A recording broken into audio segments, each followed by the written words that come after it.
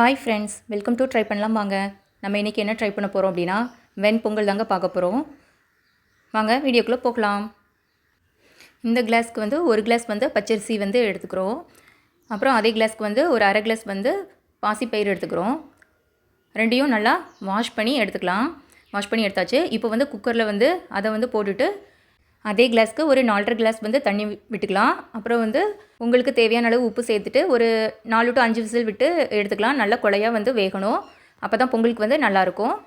So இப்போ வந்து தாளிக்கிறதுக்கு தேவையான பொருட்களை வந்து பார்த்துக்கலாம். கொஞ்சமாக கருவேப்பிலை எடுத்து வச்சுக்கிறோம்.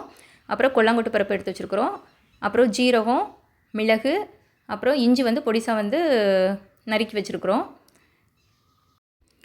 இப்போது பாருங்கள், பொங்கல் வந்து நல்லா வெந்துருச்சு.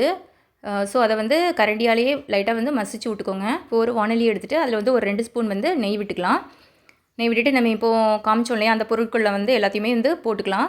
போட்டுட்டு நல்லா வறுத்து விட்டுக்கோங்க.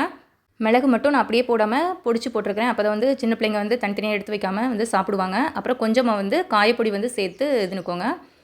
இப்போ எல்லாத்தையும் வந்து நல்லா வறுபட்டதுக்கப்புறம் இதை வந்து பொங்கலோடு வந்து சேர்த்துக்கோங்க. சேர்த்துட்டு ஒரு தடவை நல்லா கிளறி விட்டுக்கோங்க. ஃபைனல் டச்சாக கடைசியாக ஒரு ஸ்பூன் வந்து நெய் விட்டு அதையும் நல்லா ஒரு தடவை வந்து மிக்ஸ் பண்ணிக்கோங்க. அவ்வளோதாங்க வெண்பொங்கல். நீங்களும் உங்கள் வீட்டில் ட்ரை பண்ணி பாருங்கள். ட்ரை பண்ணி பார்த்துட்டு எப்படி இருந்ததுன்னு கமெண்ட் பண்ணுங்கள். இந்த வீடியோ உங்களுக்கு பிடிச்சிருந்ததுன்னா லைக் பண்ணுங்கள், ஷேர் பண்ணுங்கள், சப்ஸ்கிரைப் பண்ணுங்கள். தேங்க்ஸ் ஃபார் வாட்சிங் திஸ் வீடியோ.